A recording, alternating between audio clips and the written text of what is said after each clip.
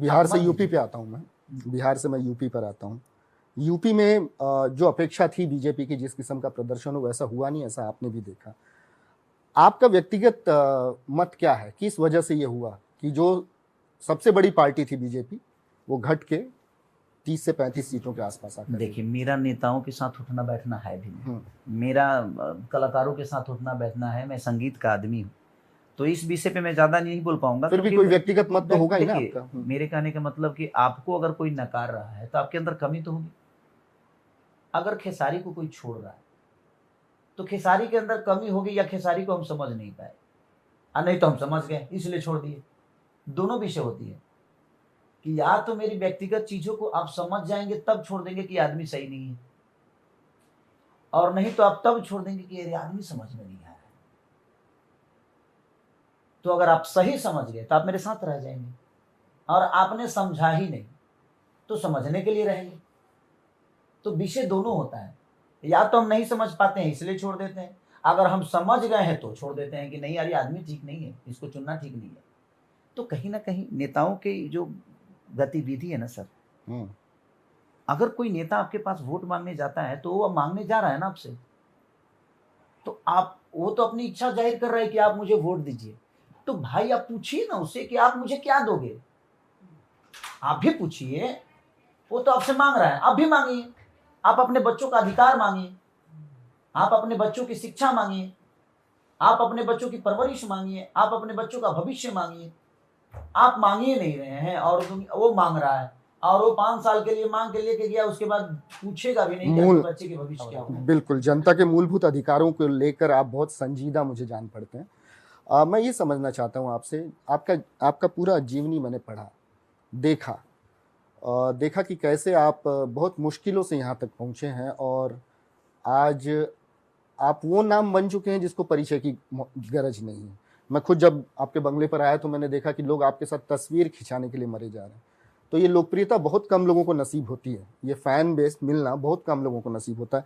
लेकिन मैं कहीं पढ़ रहा था कि ये सब शुरुआत छपरा से जो सफ़र शुरू हुआ, दिल्ली होते हुए जो मुंबई पहुंचा है, एक लिट्टी चोखा बेचने वाला व्यक्ति आज इस शिखर तक पहुंचा है, तो इसमें सबसे बड़ा योगदान आप किसका मानते हैं?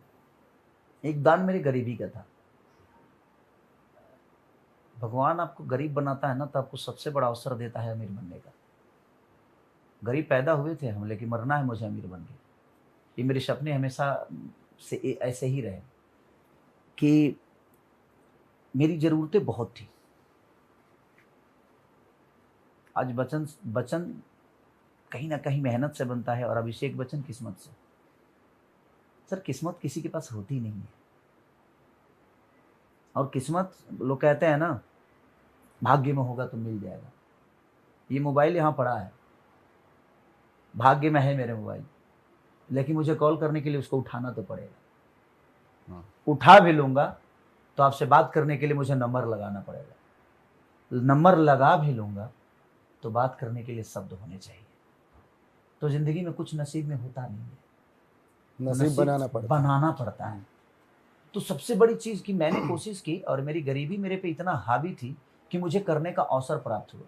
गरीब बनना बहुत सौभाग्य का काम होता है, क्योंकि गरीब आप हो तो आपके पास पैंट भी खरीदने के लिए कमाना है, आपको खाने के लिए कमाना है, आपको घर बनाने के लिए कमाना है, ज़मीन लेने के लिए कमाना है, शादी के लिए कमाना है, गहना के लिए कमाना है, बच्चों के परवरिश के लिए कमाना है। तो मेरे पास अवसर इतने थे ना कि मैं उस कमाने में अपने आप को बड़ा बना लिया। सुंदर। लेकिन मैं वो किस्सा जरूर आपसे सुनना चाहूँगा, मेरे दर्शकों के लिए खासकर, कि आपकी गायकी से लोगों का परिचय बहुत देरी से हुआ। पहले तो आप अखंड गाते थे और जगराता वगैरह गाते थे। कैसेट आपने बनाई थी, कैसेट गाए थे आप, मुझे याद है, और मेरे ख्याल से 10,000 का खर्चा भी आया था, और 12,000 का, और मेरे ख्याल से उस समय वो बहुत बड़ी रकम हुआ करती थी। हाँ, 12,000 हम तो समझिए कम से कम वो लाख रुपए का आसपास हो गया। और वो कैसेट फ्लॉप होने के बाद आपके पिताजी खिसिया के आपका ब्याह कर दिए थे। ये बात कितनी सही? हाँ, बिल्कुल सही, बिल्कुल सही।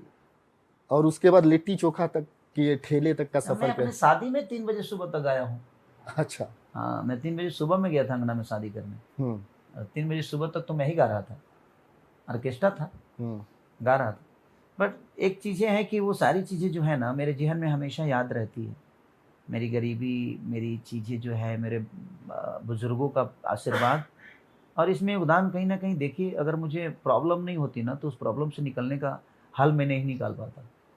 मेरी ज़िंदगी में बहुत सारी प्रॉब्लम हुई है और मेरे फैमिली के बहुत कम लोग जानते हैं। मैं अपनी प्रॉब्लम लोगों से शेयर नहीं करता। मुझे लगता है कि मैं प्रॉब्लम शेयर करूँगा तो वो तो जानता ही नहीं है कि उसका मतलब क्या है। तो उसका हल उसके पास कहाँ से होगा? तो मुझे ही हल निकालना पड़ेगा। तो ज़िंदगी में हमेशा मैंने कोशिश की है कि अकेला चला हूँ। हाँ, कारवां बनता गया, बट रास्ते का सफ़र जो था मुझे अपने आप ही तय करना होगा।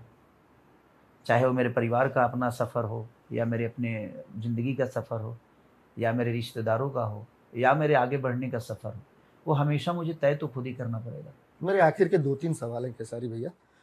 बहुत कम लोगों को, मैं दर्शकों के जानकारी के लिए बता दूं कि लोकप्रियता खेसारी लाल यादव ने इसी नाम से पाई है। लोग ये जानते हैं कि इनका नाम ही खेसारी है, लेकिन सच्चाई तो है कि इनका असली नाम जो है शत्रुघ्न है। तो खेसारी नाम से क्यों पुकारे गए, क्यों प्रसिद्ध हुए, इस पर मैं खुद खेसारी जी भैया से बात करना चाहूँगा। खेसारी तो दाल होती है, यूपी बिहार के लोग परिचित हैं उस दाल से। तो दाल के नाम पर आपका नाम, इसके पीछे कोई एक्चुअली मैं शुरू से बहुत ज़्यादा बोलता था, और हमारे यहाँ जो दाल होती है ना, तो कहीं भी छीट दो तो बेमतलब कि मेरे पास बातें बहुत होती थी। मैं अनलॉजिकली बातें, क्योंकि उम्र के हिसाब से ज्ञान और शिक्षा की बहुत कमी थी, तो मैं कुछ भी बोलता था। और कुछ भी बोलता था तो एक हमारे बैजनाथ चचा हैं, ढोलक बजाते हैं, रामाशंकर यादव जी में मैं 6 महीने 8 महीने के साथ उनके साथ था मैं सिवान में। तो उन्होंने मेरा नाम खेसारी रख दिया कि खेसारी की तरह कुछ भी बोलता रहता है भाई, इसका बाद पछता नहीं है। तो जैसे उन्होंने दाल नहीं पचती, खेसारी पचती नहीं। तो दाल उन्होंने मेरा नाम खेसारी रख दिया। लेकिन खेसारी की तासीर तो वो ठंडी होती है, लोग उसका इलाज के दौरान भी प्रयोग करते हैं। देखिए, नाम से असर अगर किसी को होता तो कोई राजा नाम रख के ही जिंदगी चला लेता। नाम नाम का कोई असर नहीं होता है। तर्क है आपके पास। एक आखिरी सवाल, आपके जीवन पर रामायण का मैंने बहुत प्रभाव देखा है। आप अक्सर रामायण के उदाहरण जो हैं अपने इंटरैक्शंस में, अपने इंटरव्यूज में लोगों को देते हैं। एक भव्य राम मंदिर बनकर निर्मित हुआ है अयोध्या में। इस पर आप देख रहे हैं जिस स्तर की राजनीति देश में हो रही है, इस पर आपकी प्रतिक्रिया? देखिए, विषय मन में श्रद्धा होना तो मंदिर की जरूरत नहीं। मंदिर रहने के बावजूद भी दुनिया अपने घर में पूजा नहीं कर पाती, लेकिन नहीं, मंदिर हमारे लिए जरूरी है। मंदिर हमारे लिए ये जरूरी है कि मंदिर हमें रास्ता दिखाता है कि भगवान के पास जाने का रास्ता क्या है। जिस तरह एक मास्टर हमें किताब के ज्ञान बताता है, शब्दों का उच्चारण बताता है, उसी तरह एक संत, एक पंडित और एक मंदिर, अगर सामान की ज़रूरत आपको है, आपको भगवान से मिलना है, तो मैं जानता हूँ कि पीपल के पेड़ के पास भी इंसान ज्ञानी बन सकता है, बट नाम तो लेना ही पड़ेगा आपको और उस जगह पे जाना पड़ेगा। तो जगह बहुत बड़ी उपलब्धि देती है आपको, और जगह ऐसी चीज़ है ना कि वहाँ पे भेदभाव नहीं होती। वहाँ पे आप अपने आप को दुनिया से दूर रख के, हम पूजा यहाँ भी कर सकते हैं, बट मुझे लगता है कि वो उसी के लिए बनाया गया। ये शर्ट जो है, ये कुर्ता है ना, इसको पैंट बना के तो नहीं पहन सकते हैं। तो सबकी अपनी जगह है और सबका अपना भाव है। तो मंदिर भी गलत नहीं है और मंदिर के लोग भी गलत नहीं है, बनाने वाले भी गलत नहीं है, बट मुझे लगता है कि विकास मंदिर से भी नहीं हो सकती। एक मंदिर में 7,000 करोड़ का बजट लगा है, वो जरूरी है, लेकिन मुझे लगता है कि वो 7,000 करोड़ के बाद यूपी में 7,000 करोड़ की फैक्ट्री भी लग जानी चाहिए। हमारे पास प्रसाद के पैसे नहीं होंगे तब लोग कहते हैं ना कि भूखे भजन न हुई है गोपाला। तो भगवान के भोग लगाने के लिए भी तो पैसे चाहिए कि नहीं चाहिए, उसके प्रसाद के लिए पैसे चाहिए और वो कमाने पड़ते हैं, और कमाने के लिए कोई मजदूरी करना पड़े या आपको कहीं फैक्ट्री में काम करना पड़े। तो ज़िंदगी में सबसे बड़ा मुझे लगता है ना कि धर्म वो है कि लोगों को दान पुण्य करिए, लोगों का सम्मान करिए, अपने माँ बाप को हमेशा अपनी फर्स्ट प्रायोरिटी रखिए। ज़िंदगी में उससे बड़ा धर्म कुछ है नहीं, उससे बड़ा कर्म कुछ नहीं है, उससे बड़ा त्याग कुछ नहीं है, उससे बड़ा पूजा कुछ नहीं है। एक आखिरी सवाल खेसारी भैया, और इस सवाल के साथ ही मैं मेरे इंटरव्यू का समापन करूंगा, और ये सवाल इसलिए पूछना ज़रूरी है क्योंकि मैं जिस स्थान पर खेसारी जी का इंटरव्यू कर रहा हूँ। दरअसल ये एक स्टूडियो है और खुद खेसारी जी का दफ्तर है। एक भव्य स्टूडियो बनकर तैयार हुआ है। रिकॉर्डिंग यहाँ पर होंगी कुछ दिनों में और इस स्टूडियो का नाम रखा गया है KKR27 audio lab. Audio lab है। तो ये KKR27 के पीछे क्या तर्क है, किस वजह से ये नाम रखा गया? KKR मतलब के से कृति होता है जो मेरी बेटी है, के से खेसारी होता है और आर से ऋषभ होता है। तो KKR मैंने इसीलिए रखा कि KKR खेसारी कृति ऋषभ, अच्छा, या कृति खेसारी ऋषभ। और 27 दोनों मेरे बच्चे 27 को ही पैदा हुए। अच्छा अच्छा, डेट 27 ही था, इसलिए मैंने 27 रख दी। और मेरे लिए 3 9 मानता हूँ मैं भी सब चीज़ों को थोड़ा बहुत, तो मेरे लिए 3 6 9 ये सब बड़ी लकी हैं, तो उसलिए रखा। और ऑडियो लैब जो मेरे सतीश जी हैं, ऑडियो लैब के मालिक हैं, तो मैंने 2 फ्लोर उन्हीं को दे रखा है कि मैं ना स्टूडियो चला पाऊंगा और ना ही मेरे बस का चीज़ है वो।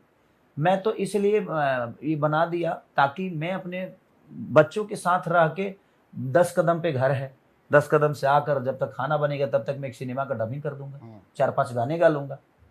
तो मेरे लिए थोड़ा सा सहूलियत हो जाएगा कि जो जाम का 1.5 घंटे 2 घंटे आदमी फंसा रहता है कहीं, वो चीज़ें मेरी बच जाएगी। और टाइम का बहुत महत्व है, समय मेरे लिए बहुत कीमती है। बिल्कुल। तो घर बहुत नज़दीक है और घर से ही बहुत करीब इन्होंने अपना खुद का एक ऑडियो लैब बनाया, एक स्टूडियो बनाया है ताकि समय बचे और जो वक्त ज़ाया होता था ट्रैफिक में वो वक्त इस्तेमाल हो सके प्रोडक्टिव काम में। KKR भी ये नाम क्यों रखा गया है KKR27, ये खेसारी भैया ने बताया।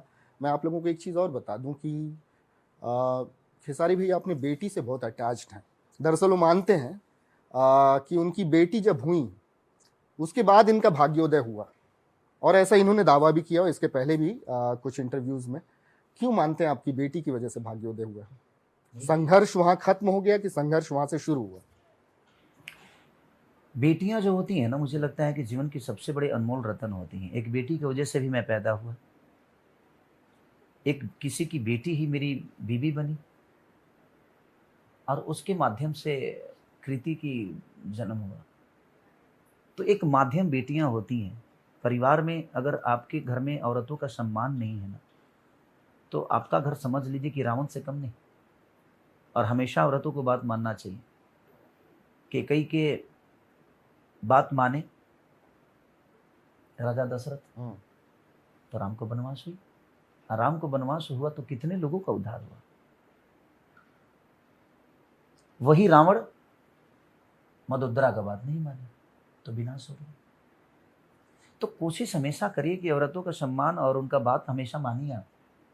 अगर वो कुछ कहती हैं तो वो गलत नहीं होता है, क्योंकि वो जिस तरह रसोई को बनाती है ना, उसी तरह ज़िंदगी होती है। तो इसीलिए मेरे जीवन में मेरी बेटी का योगदान इसलिए रहा कि जब से वो पैदा हुई तब से मैं पीछे मुड़कर कभी देखा नहीं। और कृति का आना मेरे लिए सबसे सुखद चीज़ है। और जब भी मैं कहीं जाता हूँ तो उसके पैरों को छू के जाता हूँ और मेरा काम कभी गलत नहीं हुआ। भैया, मैं आपका इंटरव्यू करूं और बिना आपका गीत सुने चले जाऊं तो मुझे इंटरव्यू अधूरा अधूरा लगेगा, निश्चित अधूरा लगेगा। और मैंने आपके वो तड़कते भड़कते गाने बहुत सुने हैं और नियमित सुने हैं, मैं आपका मुरीद भी रहा हूँ। लेकिन आज मैं उस खेसारी लाल को सुनना चाहता हूँ जिन गीतों को गा के आप आगे बढ़े। वो भक्ति के गीत, वो अखंड पाठ, उसमें से अगर कुछ सुना सकें। कि जो मेरा हाथी मैया अरे बन के कोयलिया, तो कुहू का उठाती मैया तोरे अंगने में, कुहू का उठाती मैया तोरे अंगने में।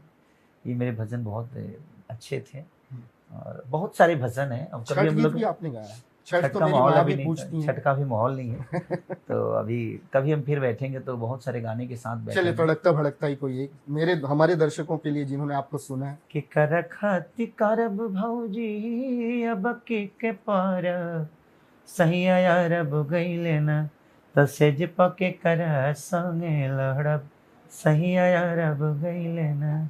नून रोटी खा बगैर तो मैं भी बस घर में अब कड़र से हुए हैं फरार, अब छपड़ा लवट के न जाएंगे, नून रोटी खाएंगे जिंदगी संग ही बिताएंगे। ठीक है, थैंक यू सो मच। ये है खेसारी लाल यादव। मेरी कोशिश थी कि इस गपशप में मैं उनके उन पहलुओं को भी सामने लाऊं जो जिनसे अमूमन जनता जो है परिचित नहीं हो पाती है। तो हमने इनके जीवन सफ़र के बारे में भी सुना, इनकी अलग अलग विधाओं के बारे में भी जाना, इनका